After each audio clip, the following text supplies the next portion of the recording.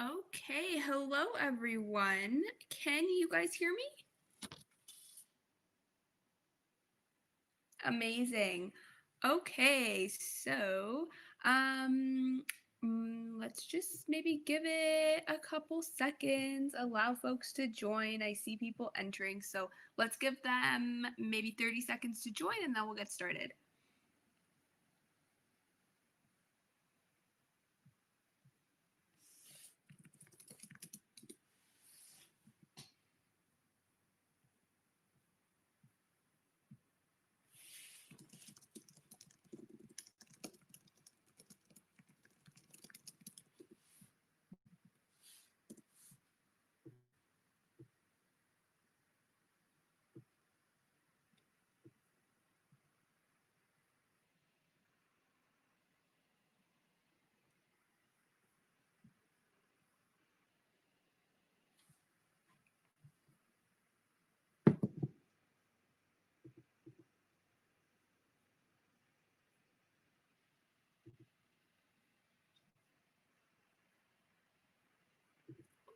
Okay, so we're going to get started.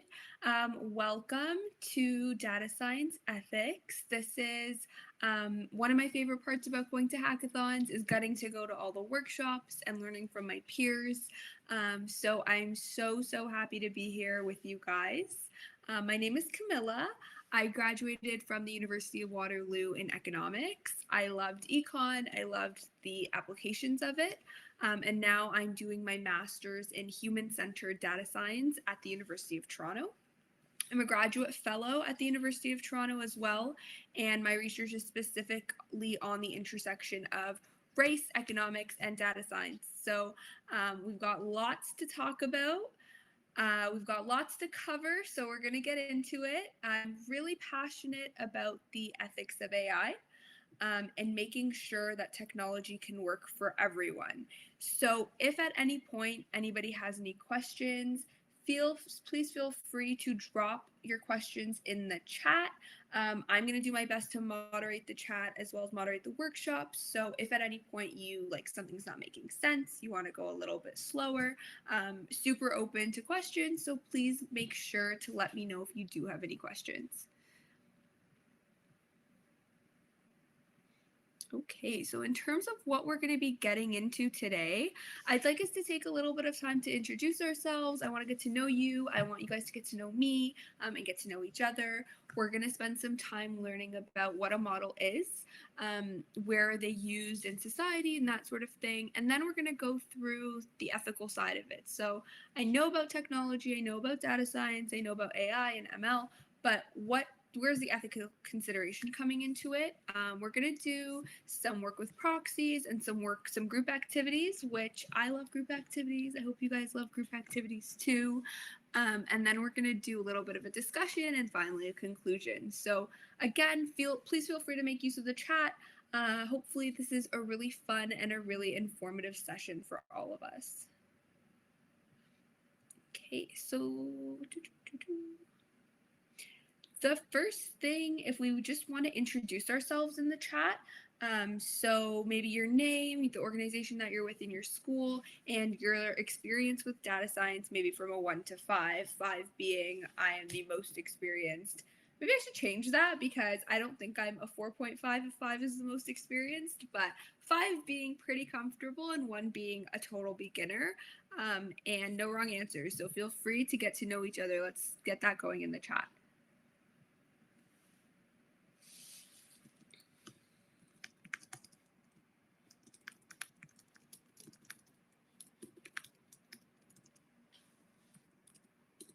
Hi, Kat. It's nice to meet you. Where are you coming from? What school are you from? Awesome.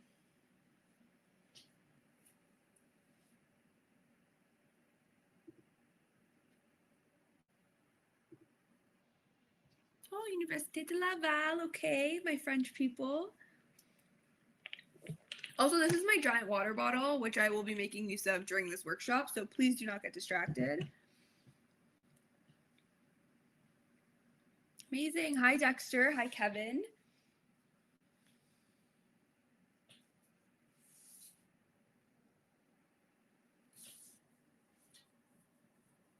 Hi, Ian. Okay, some Waterloo friends in the house. I miss Waterloo. I miss being on campus. Amazing. Okay, well, you guys can keep going with that. I would love to get to know you as we're going. So feel free to drop in as we're going. Yeah. And again, make use of the chat. Let's talk to each other. Let's learn from each other. I'm here for all of it.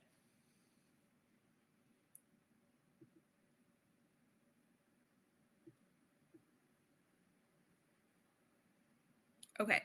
So I apologize if for our fours and our fives in the audience, this is a little bit repetitive. But for our beginners, a really good way to try to understand what data science is and what a predictive model looks like is just by asking ourselves, what is a model, right? So, what is a model? Where do we see it in the real world? How can we apply it to our lives? Are really the building blocks of trying to understand ethics and data science.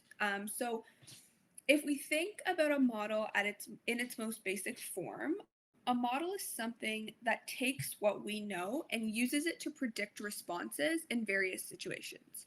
So all of us are carrying thousands of models in our heads all the time, and they tell us what to expect and then they guide our decisions, if that makes sense. So if we think through some examples, just a really basic level of something that I use a model to do every day is I wake up, I check my phone, I check for the weather, right? So if my weather app on my iPhone tells me that it's going to rain today, maybe I'm going to put on a pair of boots, right? So in a really basic way, that's what a model does, right? It's an abstract representation of a process. Another informal model that you guys probably do, I do a little bit less than I would care to admit, but when we cook for our families, right, in our heads, we are thinking through all these different things that we have to be considerate of, right? So when I sit down to cook a family meal, I'm internally modeling from a bunch of different inputs. So maybe I have to see what's in my fridge. What do I have access to, right? Then I have to use what I know and model everyone's appetites, okay? So I know my sister doesn't like broccoli. So if I only have broccoli on hand, I have to cook something else. If my little brother just came home from soccer practice, I know he's going to be extra hungry, so maybe I need to cook a little bit more that day. So these are examples of how we take our inputs, environmental inputs, maybe it's an inventory input, and we are making decisions based on these inputs to fulfill a goal. Okay?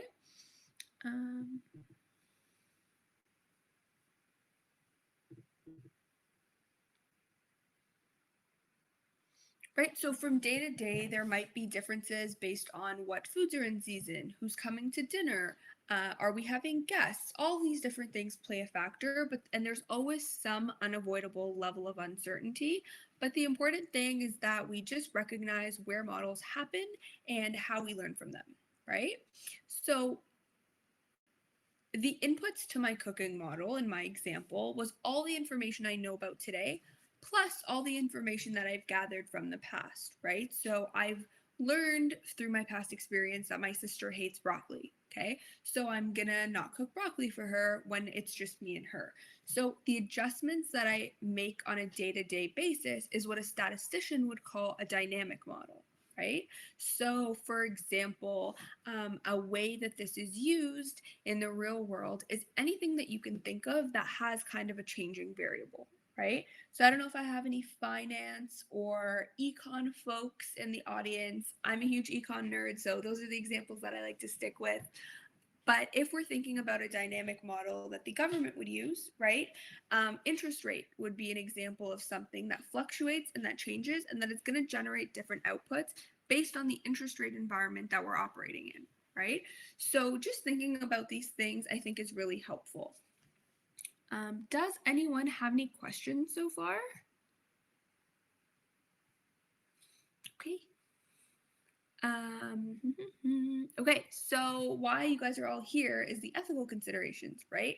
What does ethics have anything to do with math? Like we usually tend to think as math as a super objective function, but in reality, a dynamic model or predictive model is always going to reflect someone's goal or someone's ideology, and those things can be different depending on the environment that we're working in, right?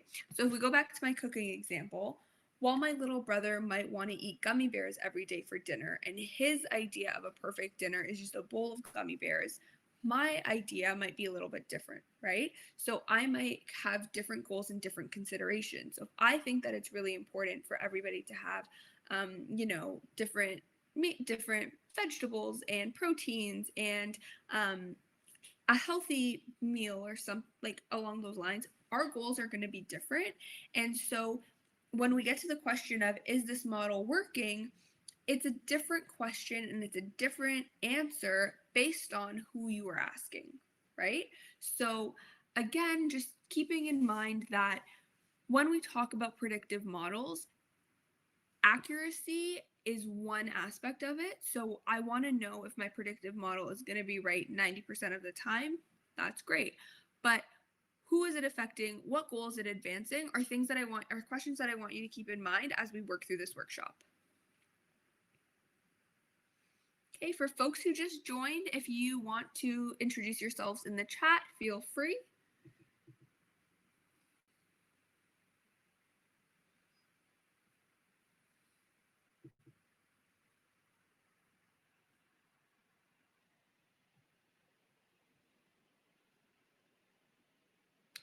So the next thing that we want to go through is, what is a proxy and why is it a problem? So when we have a data science model or a predictive model, we typically have one variable that we're trying to predict, right? And then we have a host of variables that we're using to predict this model, right? Sometimes we don't have access to the variable that we want to use to predict, right? So if I want to predict based on gender and I don't have that information available, because we know that some data is proprietary, some data we can't access readily, I can use a proxy to step in for that. Okay, so hoping that makes sense. So the exact definition for a proxy is a figure that can be used to represent the value of something in a calculation, right? So I can use different proxies depending on the variable that I have or don't have, right? So the other thing that we want to be super, super careful about when we think about proxies is the historical context that our model is taking, under which our model is taking place, right? What is the historical backdrop under this umbrella? So I'll give you an example. The example that I like to use is housing, right? So we know that historically, especially in the United States, a little bit less in Canada, but especially in the United States, neighborhoods have been segregated based on race, right? So there have been laws, and this has evolved over decades, where certain populations were relegated to certain geographic areas. So what I mean by that is that largely white people were allowed to live in one neighborhood and Black people were allowed to live in another one. And people of color and sort of different socioeconomic statuses were relegated to different areas, right? So if I am a data scientist and I'm constructing a model that wants to understand some Y variable, right? And I use geography as an explainable variable, because of the historic context under which my model is operating on, a postal code or a geographic consideration might end up being a proxy for race, right? And so what happens is, as these models are being used across society in different forms that we're going to get into a little bit throughout this workshop, but as we get into things like banking or policing or justice or education, the more we use geography, which at a surface level looks like something that we don't necessarily have to be considerate of as ethicists, because of the historical value to that, it can actually be a proxy for race, and that's something that we want to be really considerate of, right?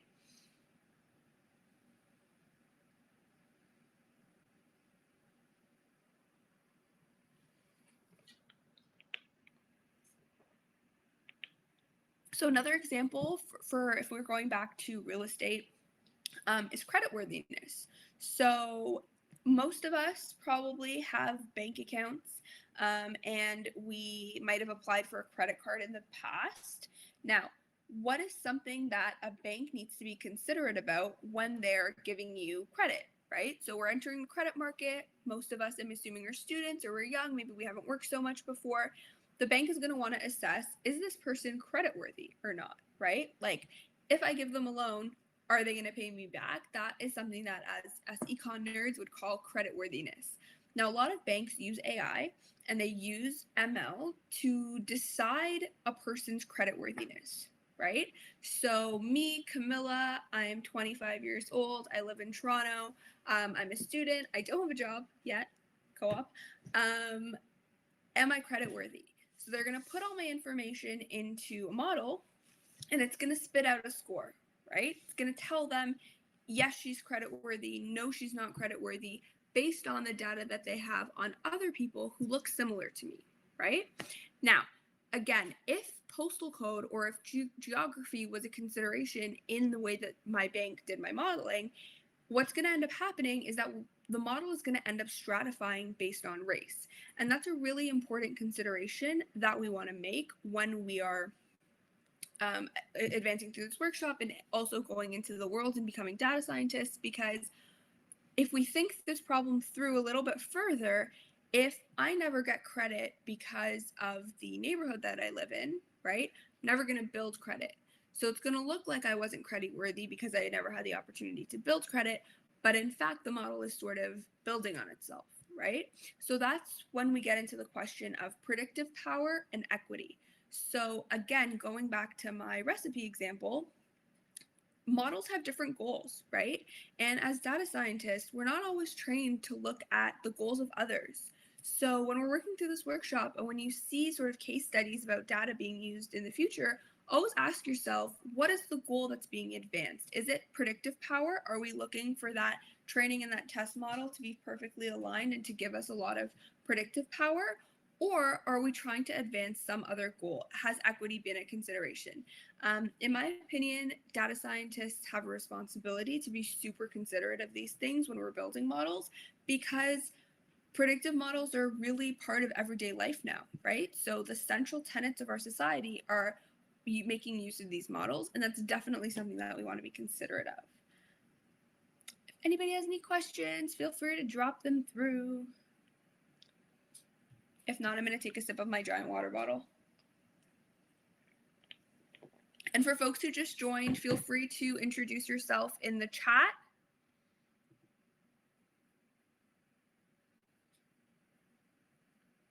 I'd love to know where you guys are all from, so let me know. Okay, cool. Doesn't seem like anybody has any questions. Maybe I'm doing a really good job of explaining you guys. Okay, we're going to look at some case studies now.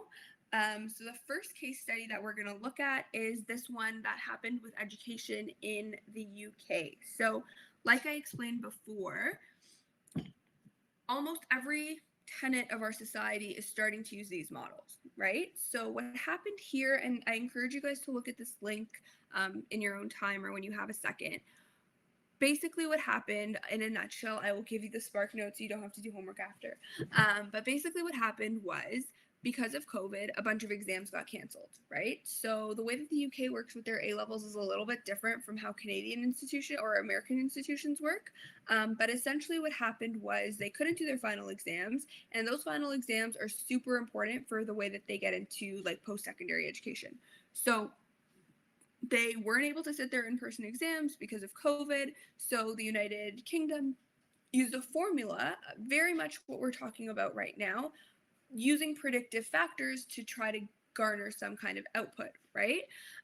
To think through who would do well on an exam and who wouldn't, or what their predicted scores would be based on who did well in the past. So if everybody before you did well at your school, you're predicted to do well.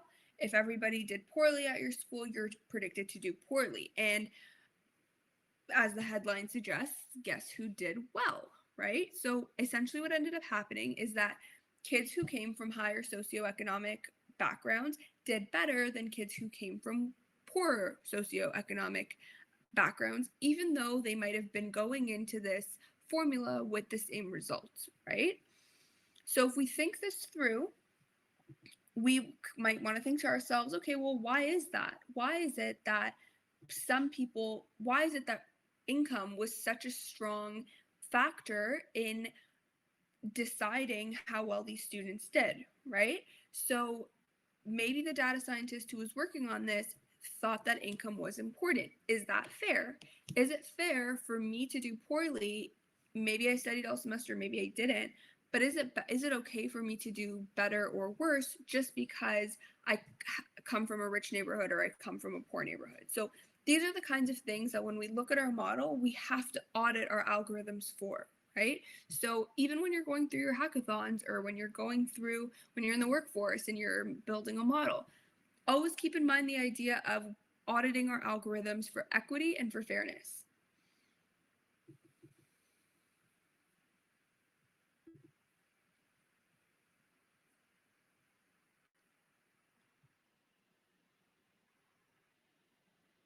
Okay.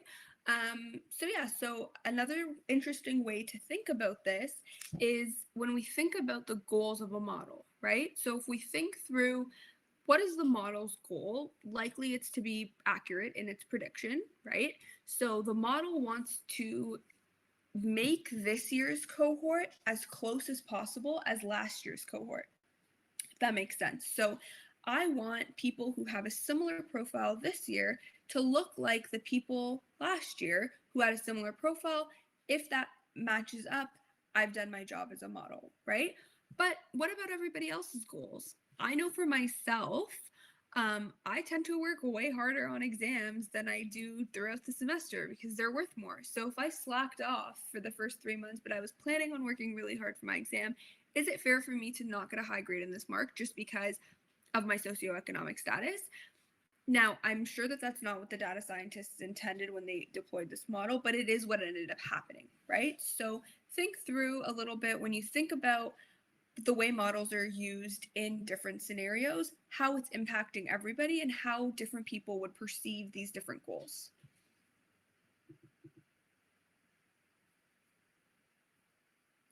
Does anybody have any questions so far? We can get into more of like the gritty part of models if folks are interested. We can get into more of like the policy considerations. So if you have any questions at any point, just feel free, or anything that you want to talk about a little bit more in depth, feel free to just drop that in the chat.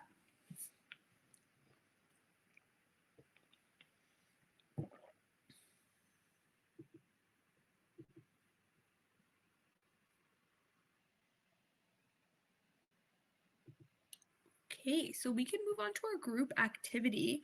Now, I don't know how folks want to do this, so let me. Can you guys hear me? Yes? No? Can you guys hear me? Yeah? Okay, perfect. Cool. Thank you.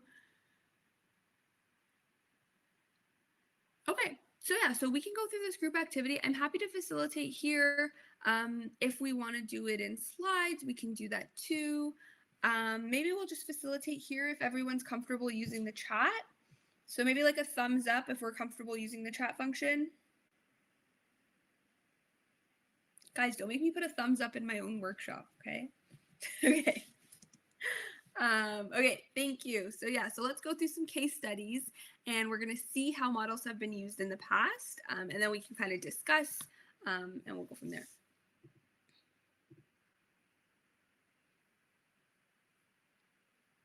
Okay, so I have 3 case studies kind of on the board, and I want us to consider the inputs and outputs, different actors who might be affected and their goals, and then how a data scientist might respond. Is that clear? Makes sense? Cool. Hoping that that makes sense to folks.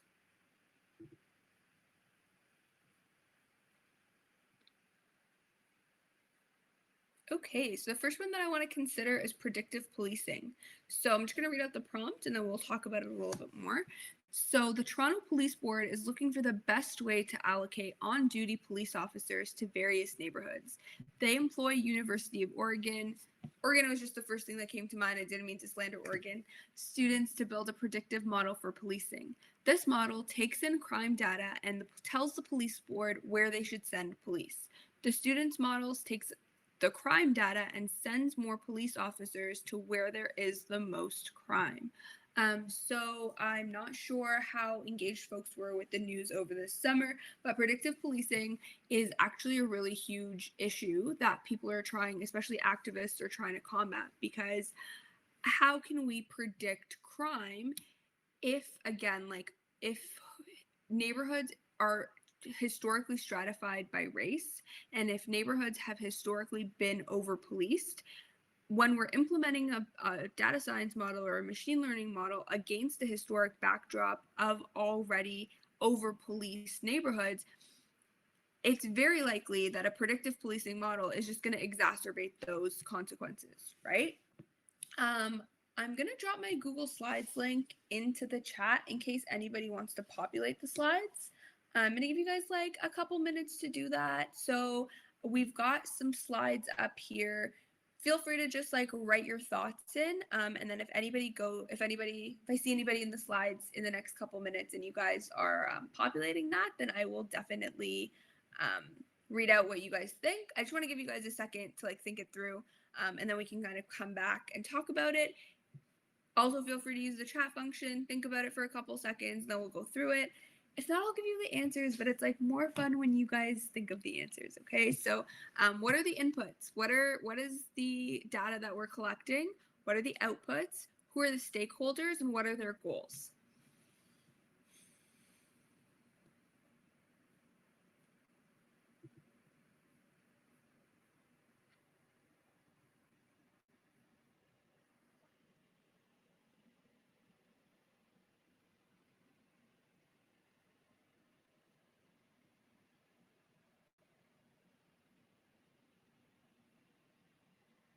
So it's slide 12 in the Google Slides if you guys want to just like populate your ideas there.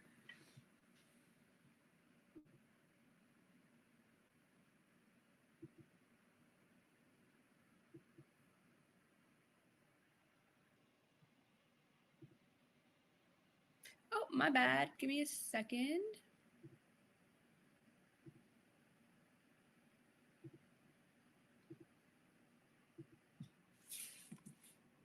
Okay, try this link. It should give you edit access to.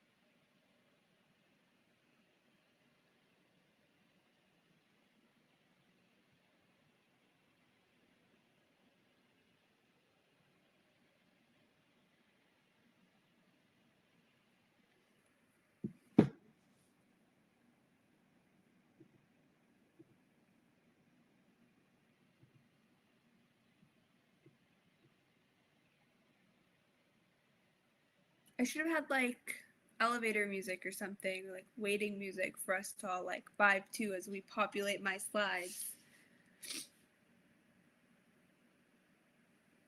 Okay, I'm gonna give you guys like another minute or so. So try to get your thoughts in, and then we'll go from there.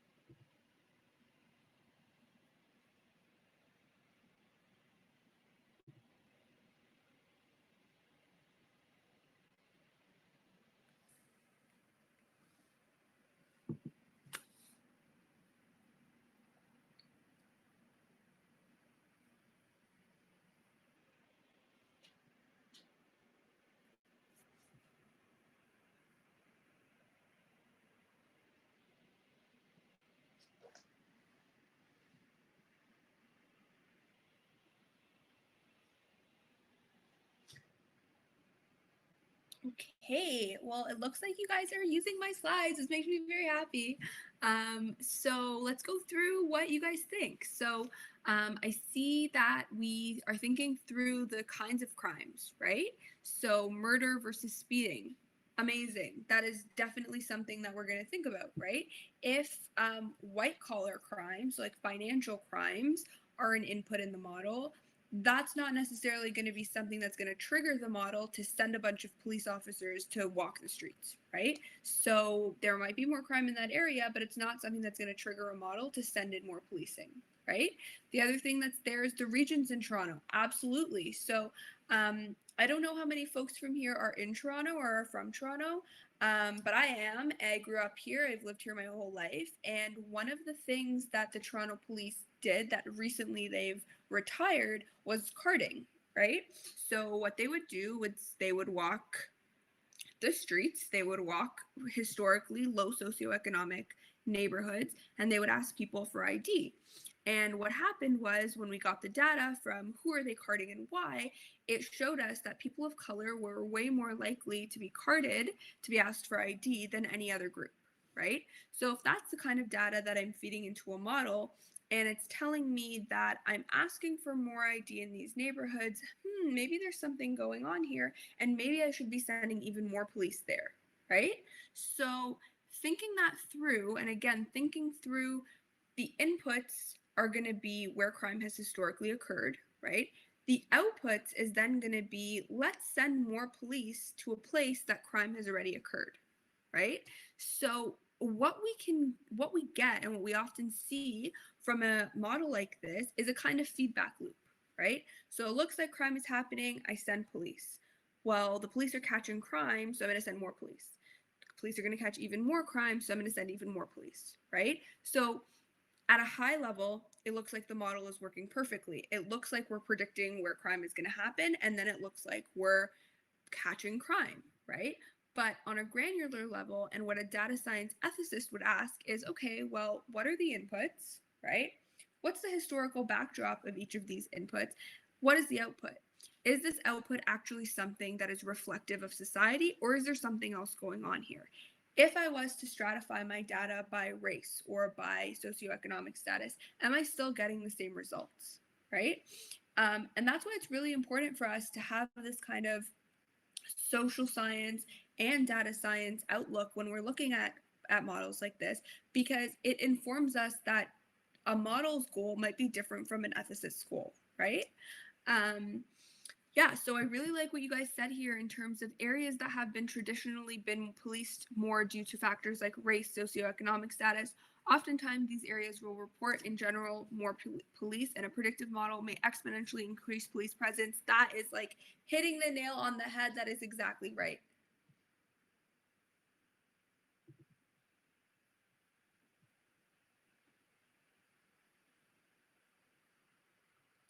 Okey dokes. Okay, perfect. I hope that that made sense. Okay, so we're going to do another case study because case studies are so fun. Okay, so the other major industry that I would say that uses predictive modeling is insurance models, right? So obviously, if you're in Canada, health is not for profit, so we are lucky enough to have health insurance, but there's all sorts of other things that we take out insurance for, right? So I use the example of health insurance just because I think it's a little bit easier to understand, but you could apply the same logic to, for example, car insurance or house insurance, etc. But let's dive in with the health insurance model.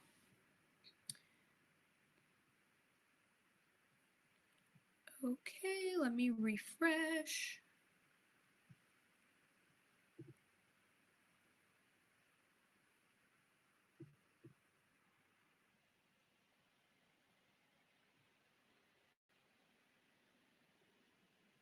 Okay, just give me a second. Are y'all seeing the notes now? Y'all seeing the slides? Okay, I'll give you guys a second to we'll go back to policing real quick. You guys can just like read through what your peers wrote and then we can move on to insurance.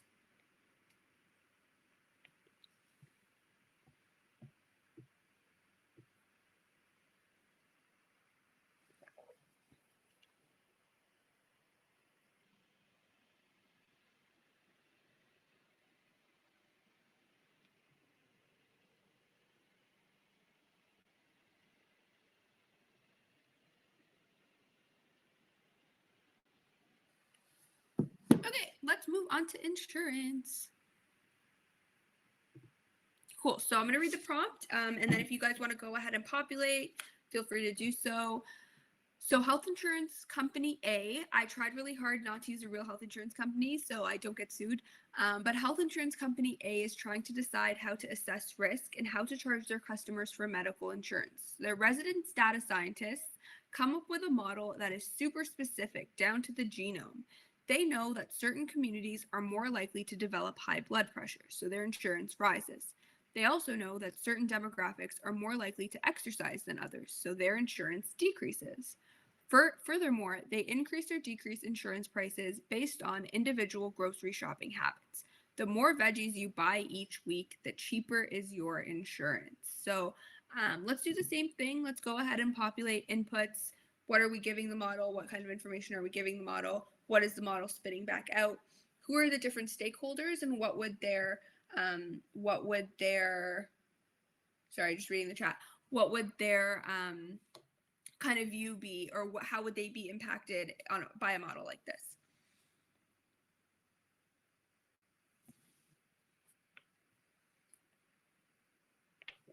So I'm gonna give you guys like a couple minutes to think that through. Again, if you have any questions, let me know.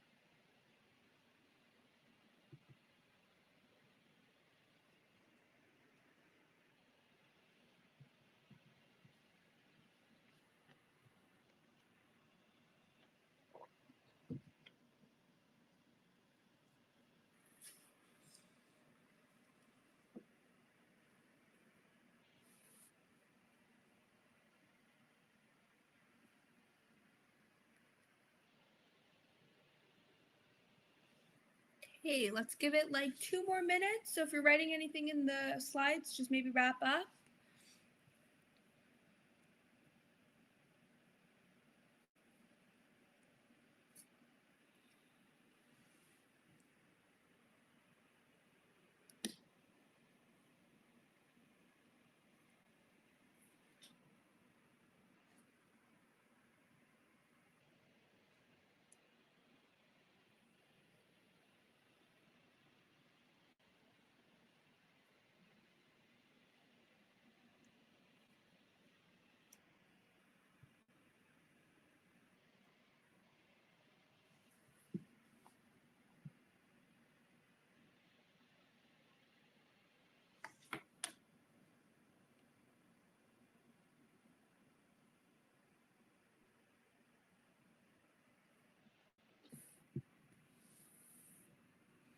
Amazing. I'm loving these slides. They are great.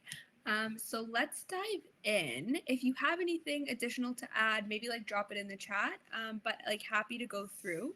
So let's see what we have here.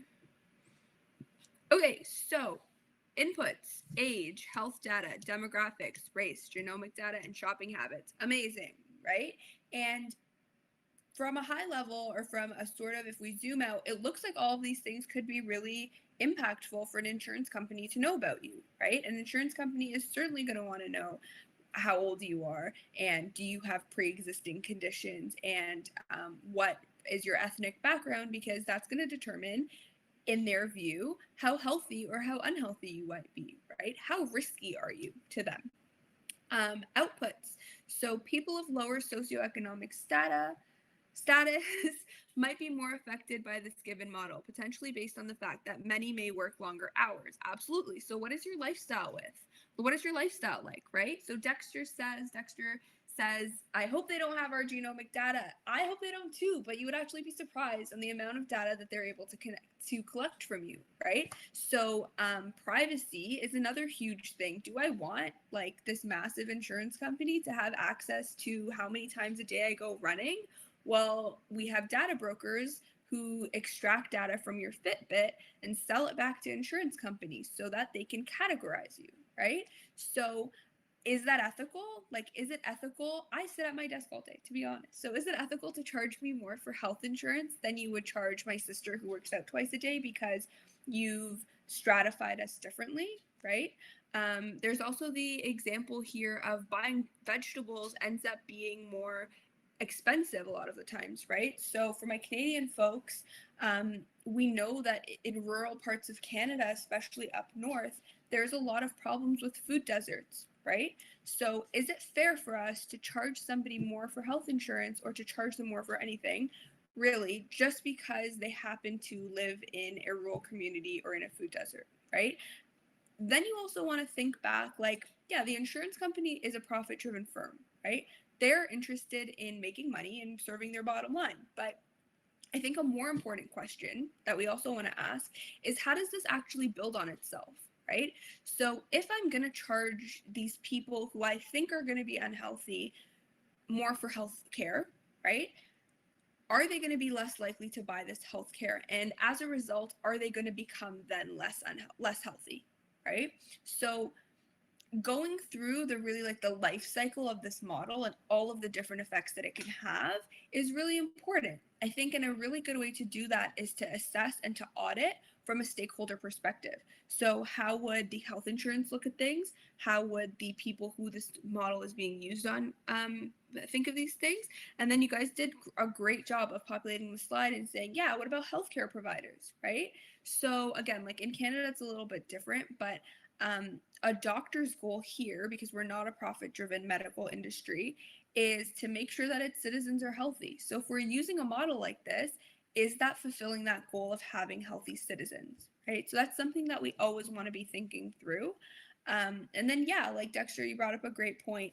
Where's the privacy consideration here? So where do we draw the line in terms of how much data we're giving to private corporations, and where are we drawing the line between what they're allowed to use that data for and what insights they're allowed to make and what they're not allowed to make? So I'll tell you just a little bit from what I know is that the legislative infrastructure in this arena is very immature. So we don't always have access to any sort of legal recourse if something like this is happening, just because technologies evolve so quickly. And so a lot of the times companies aren't really even thinking about the ethical side of things, right? But we all have the chance to be ethical data scientists. And so even though there's no like legislative compulsion towards being an ethical data scientist, I personally think that in your career as a data scientist, if you're aware of the backdrop under which you're operating in, it's going to help you become a successful data scientist, not just because of the ethical consideration, but in my experience in industry, you are going to see more private companies, especially big companies, being interested in this field because public pressure is mounting, right? So as public pressure continues to increase for us to say like, hey, I watched The Social Dilemma on Netflix and I know what you're doing with my data, they're going to be in a position of scrutiny, right? So if you can go to a job interview as a data scientist and be like, yeah, I totally understand how these model work, and I know all the code, I know all the statistics, but I also know the human side of it, that's going to be a value add to you as a firm. So keep that in mind. Also, like when you're hacking and when you're going to job interviews in the future, and even just when you're working on your own projects, try to keep a 360 holistic view of your model in mind. I personally think it'll be really helpful for you guys. So that was the group activity. I hope you guys enjoyed it. Just give me a second to reorient here.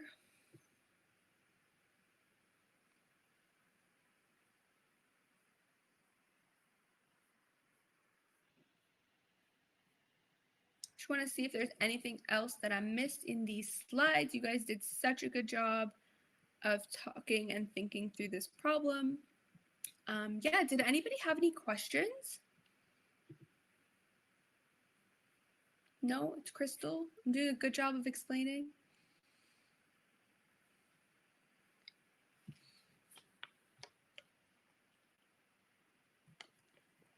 Okay, so I do want to be mindful of time as well. Okay, so major takeaways. I think it's really, really key and critical that we're always thinking through the major stakeholders and the historic backdrops, right? So we want to think through the societal ramifications of doing something like this. We want to consider all of the ethical considerations, all of the histories. So if you are working on a model that is going to be deployed in a specific population, orient yourself within that historical context, right? Orient yourself within what are the racial makeups of these people? If things have always looked like this, why is that? And I think as we start to build questioning existing structures into our practice as data scientists, it is going to be immensely helpful. As I mentioned, technology is going to be increasingly used in every single tenet of society, right? So as we have that in the back of our minds, we want to be super cognizant and super aware of all of the different things, and we want to build that into our practice as data scientists, right? So just a little bit tangential, but if anybody has been keeping up with the news in terms of what's happening at Google, their lead researchers were doing a lot of work into what are the effect on Black and Brown communities in the States in Google's AI systems, right? How is this furthering inequality? And then again, a little bit tangential, so forgive me, but data science can also be used to make really great insights, right? It can be used to rectify a lot of the historical biases that we've seen. So what are opportunities for us to do that? How can we rectify these things? How can we build a more equitable society within our data science practice? Are things that I really hope you guys took away from this workshop. If anybody ever has any questions about anything like this, right? So Dr. asked, what criteria might you look for in your police presence model with over policing in mind? Yeah, great question. So I think, and there's like not just me, I think there's a lot of literature that has been done on this. Most of the things that go into a predictive policing model are tied to race because policing has typically been stratified on the basis of race, right?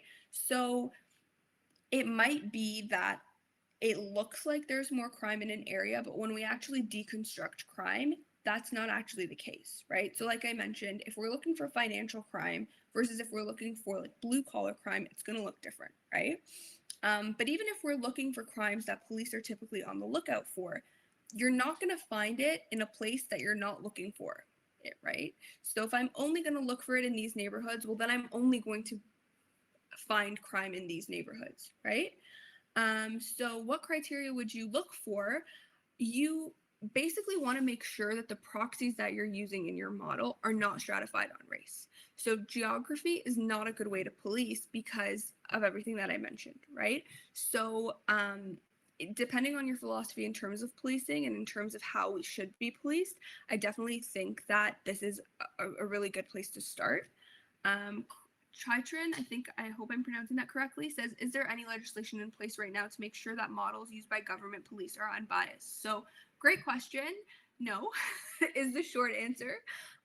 The long answer is there's a lot of people, there's a lot of technologists, there's a lot of sociologists working on this because we recognize it as being an issue, right? So the European Union is a little bit more ahead of us in terms of legislation. There is some interesting work being done in legal arenas in terms of transparency. So there's a little bit more being done in terms of like, if we go back to the insurance model, like they would have to tell you what they're collecting on you and how they're using it. Transparency is a really good way to start, I think, making sure that we have more equitable models because transparency allows you to audit algorithms in a way that like this kind of black box AI that we're used to doesn't. So the short answer is no, unfortunately, but there are people working on it, working hard on it, and always considering the like ethical side of data. And my hope is that as we do more workshops like this and as we start more considerations about this, public pressure will mount and companies will be forced to comply and will be forced to consider all of these things. Again, just thinking through like the goals of everybody, right? So profit-driven firm is not going to have the same goal as a policymaker. Policymaker is not going to have the same goal as different stakeholders within that. So when we think these things through, that kind of helps. But I think as different players become more aware and there's more transparency, we're going to see a little bit. More movement, I think, in that space. Was that clear? Like, I hope that answered your questions.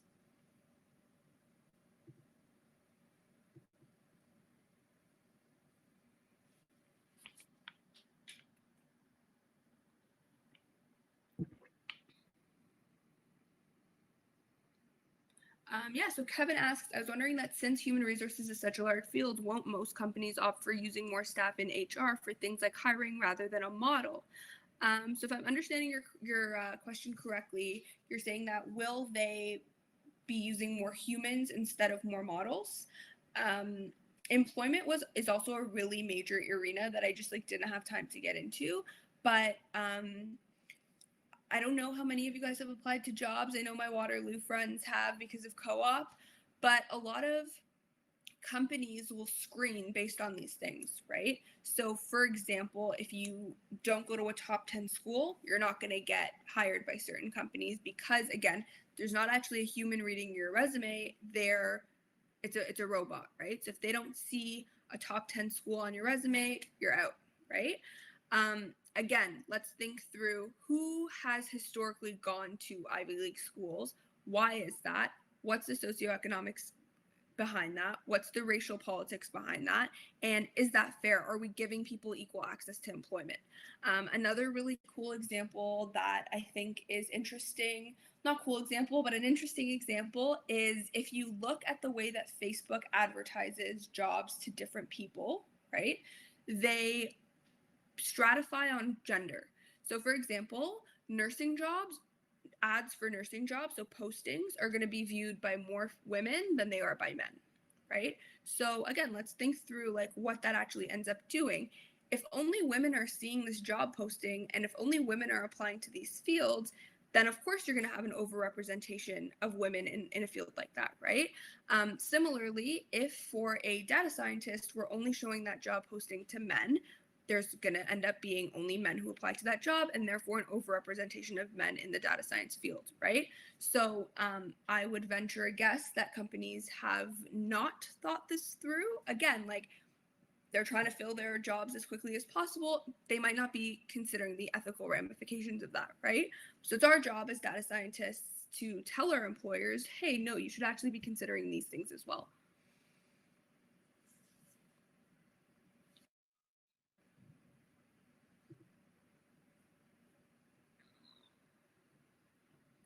Okay.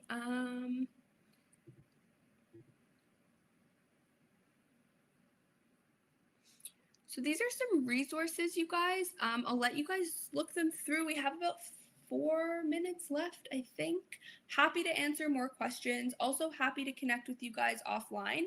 I also want to shamelessly plug that I am moderating the data science Discord on Saturday. I think it's happening. Don't forgive me for not knowing the time. Yeah, it's happening at 7 on Saturday. So go on the Discord. If you think of anything that you want to talk about, then happy to talk more on the Discord. Or if you have any questions until then, feel free to just like hit me up on Discord, hit me up on LinkedIn. I'm always really happy and open to chatting. So I would love to hear more from you guys.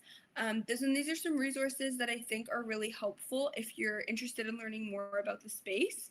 Weapons of Mass Destruction by Kathy O'Neill is an excellent, excellent primer. It's what got me interested in these kinds of issues in the first place. She goes through a bunch of different case studies. It's super easy to read. The second link is just the first case study that we talked about with the UK and the students. So if you guys want to learn more about that, feel free. And then the last one is a link to a bunch of other books sort of on the same things. There's books in there about gender, there's books in there about race and income, and all these different things. If you are looking for something more technical, I would also highly encourage you make use of that book list. And yeah, we've only got a couple more minutes left, so maybe we'll give a couple seconds for the chat.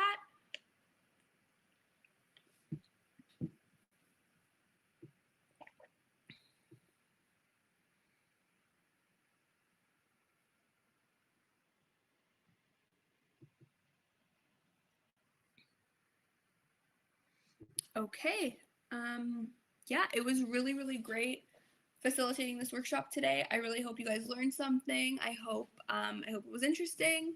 And yeah, I'm really excited to see what you guys do this week.